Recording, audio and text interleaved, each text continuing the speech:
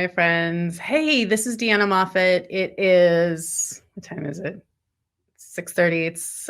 It's 2 p.m. my time. Hey, it's a pleasure to see you here.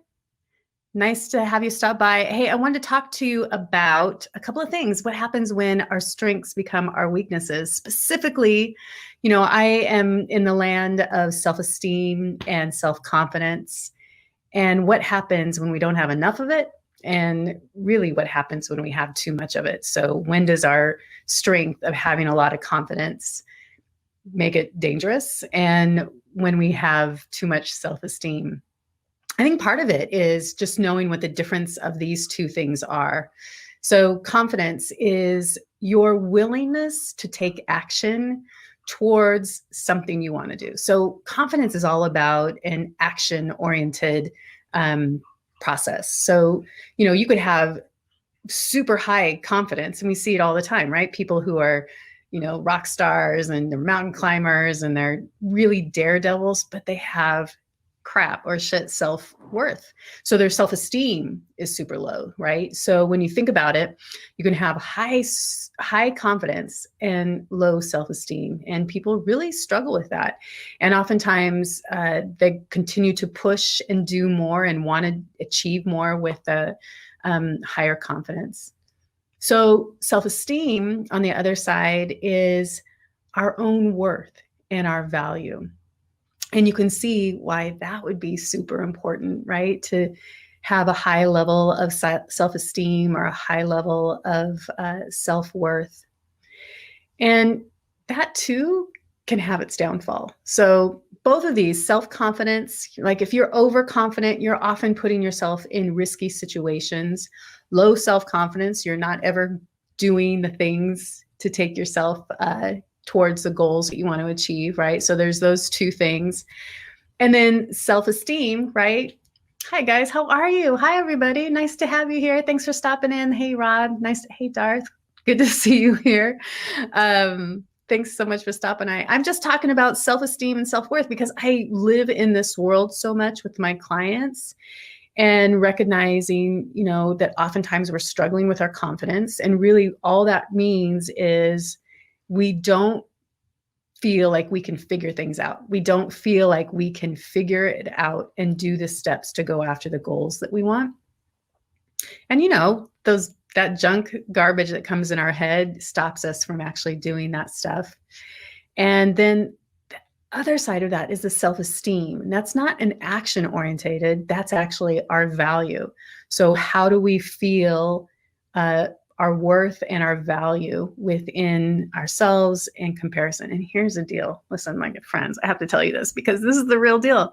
When we sit here and scroll on Instagram, or we get on Facebook or TikTok and all this stuff, the research is behind this. We take a huge hit to our self-esteem because what happens, we compare ourselves, our lives, which are in full documentary mode, to the highlight reel of everybody. And I'm doing the same thing. I'm not posting the real crap of my life. I'm posting the good stuff or the motivational stuff. I'm posting the stuff that I'm hoping will help people. But I've got stuff going on in my life, just like everybody else, that I don't post because I feel like that would, show a different side of me. So one of the things, hi y'all, it's so nice to see you. Thank you so much for stopping by, everybody. Thanks so much for stopping by. It's so good to see you. I'd love to know from all of you who are here with me right now, if you were to scale yourself on your self-esteem, knowing that that's your self-worth, and if I were to scale you from 1 to 10, 1 being is rock bottom, I just don't have a lot of self-esteem, and 10 being, I've got so much self-esteem, I'm actually heading into narcissist land. My self-worth is really incredible. Where do you think you might be? And the truth of the matter is, with every strength we have, if we can say we have a lot of self-esteem, 6 to 7, that's a great place to be, Haley. Do you feel pretty great around that 6 to 7 level? That's a great place to be. Ideally we wanted about the 7 to 8 to 9, that area, not so much that we're deepen into narcissist land when we think our value is better than anyone else's, or we can't take into anyone else's consideration. Yeah, 7, great, Robbie. Yeah, I love it. Yeah, it's a really great place to be. So let me ask you this.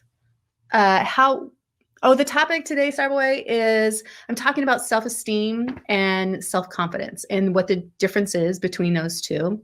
So self-confidence is your willingness to take action towards goals that you have or towards the things you want to do, right? So you're in a coffee shop and you really want to talk to that cute barista.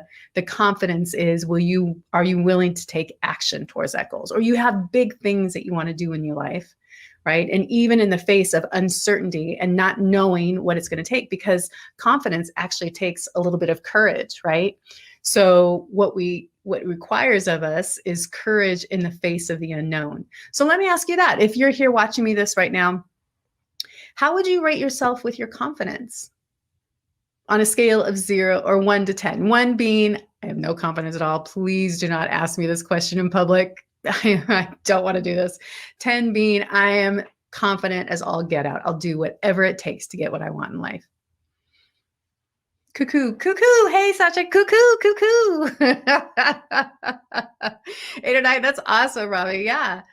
I have to say, and I bet you for most of us, there's probably certain areas we have lots of confidence. And there may be other areas where our confidence wanes, right? Because we've never tried it or it feels wildly unfamiliar to us. So that's awesome. I love seeing these numbers. Then let me ask you about the self-esteem. Self-esteem can really cripple us. So self-esteem is that, I love it, Starboy. Self-esteem is value, our own self-worth and our value. And this shows up a lot for us in how we're taking care of ourselves, how much we're really going after things in our job. Do we really speak up in places that feel like that we understand our own self-worth in the workplace, that we feel confident speaking up there, that we can share our ideas? Self-esteem can often mean, hi, Raymel, how's it going? Self-esteem can often mean that it's a comparison quality as well, so that we start comparing ourselves to others.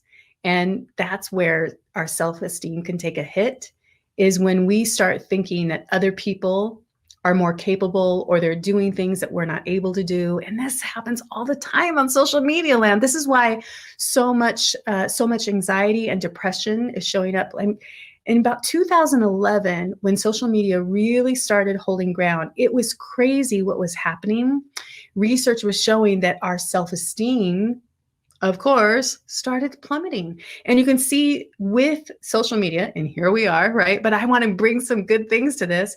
With social media, what was happening is it was getting more and more populated. What we were also seeing, and I bet you many of you have experienced this, is also a rise in our anxiety levels, a rise in our depression levels, because all of a sudden, on a regular daily basis, we were in comparison mode. And it was right there in our faces, where before we could kind of make a guess, but we weren't sitting there watching people's slideshows, right, of their vacations. We would hear the conversations, but there was far less comparison. And that's what self-esteem is dependent on, our worth and value in comparison oftentimes to other people. So what is the antidote to this, right? Yeah.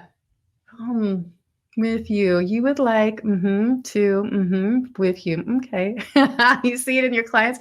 Manetta, tell me about that. Share with me. What do you see in your client session? I know there's something wonderful in that. Strong with you. I like women who are strong like you. My high school French is just enough. Just enough. So what do you see in that? Monopono, what are you seeing in your clients? Yeah, I often see it too. That and often, and I'm just as much. Listen, I'm a coach, and I think I'm a great coach, but I'm a human as well, right? So I have my own things that I bring into my sessions with my clients. So when we're thinking about that, I always call this, and you know, if you are with me right now, give me just a yes or a one if you have a junk drawer at home. So if you have a junk drawer, you have a place at home where everyone drops things off into your junk drawer in your family, you don't even know what's in there, right? Um, just let me know if you have one of those at home. I'll give you time. Yes, exactly. Anxiety, monkey mind, fear states. Hi, Deja Cat. How are you? So I'm talking about self-esteem and self-confidence, what the difference is between those two, just real quickly, right? So self-confidence is our willingness to take action towards things we want. So it's an action attributed to it. You know, it's a feeling, but it's also an action.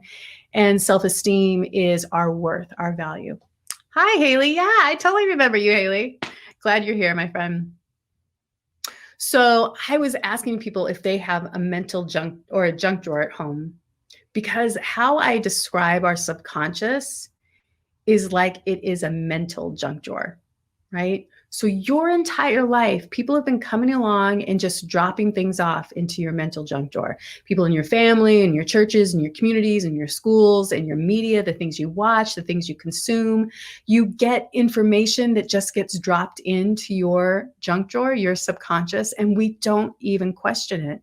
But these are the small little dings that we get our entire life that really can hit our self-esteem. These little messages, you know, like the time your parents just happen to mention how big you're getting or how fat you're getting. Like as a little kid, we can't process that stuff. And it can really affect over long term our self-esteem and the worth that we have, the worth that we create for ourselves. And so, you know, how do we counteract that? How do we build the resilience of our mindset when you have the monkey mind chatter, which I can too as well, right? It's patterned into us. It's like we've got programming from 1996 that needs an upgrade. And yet, without time and attention, how is it possible to do that? And it really does come through time and attention to do that. Hi, y'all. Thanks for coming in. Hey, I'm Deanna. I'm just doing a little talk on confidence and self-esteem, what the difference is between those two, and how do we get more self-esteem. Well, part of it, and I think at the core of this, at the very core, is self-compassion and self-acceptance, right? Those two things kind of go hand in hand. That ability to be kind and compassionate to us, that being a better friend. And I have a couple posts on that about that. How to become a better friend to ourselves so that trash talking, that monkey, that chatter that's going on in our head isn't in control. If we can talk to ourselves as if we were our best friend, I know you wouldn't say this shit that you say in your head to your best friend if they were going through what you were going through. I know you wouldn't. They wouldn't, or else you wouldn't be a good friend to them, right? So how do we twist that? How do we become more aware of it? Because our junk drawer is constantly in the background streaming. How do we become more aware of it? And how do we do something about it? Well, I'm here. I want to help you out. So I believe strongly in reprogramming in the sense of you have to take a conscious look at what is playing in the background. And then as habit research is showing us, we can't just change it. We have to uncouple it. We have to kind of unplug that and plug something new in. So in my bio, I created, which I love, a meditation for free for you so that you can start reprogramming and you can have my sweet dulcet tones in your ear at night. It's my producer who edited it said she started falling asleep on it because the tones were so warm. But I think we have to start reprogramming the language that's in our head so that we can understand our worth, understand our value, and that it's all there.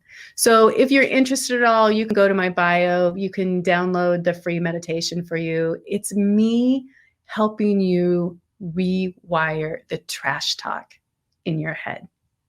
Because, my friends, I know that when you have a higher value for yourself, so does the world. So does the world. As soon as you show up, the world will too. Hey, thanks for stopping by, everybody. It was so nice to have you stop by. Go into my bio, check it out. Otherwise, have a great day. I wish I could say au revoir in France, right? And have a lovely evening wherever you are. It's my dinner time, so I'm going to go off and do that. Bye, everybody.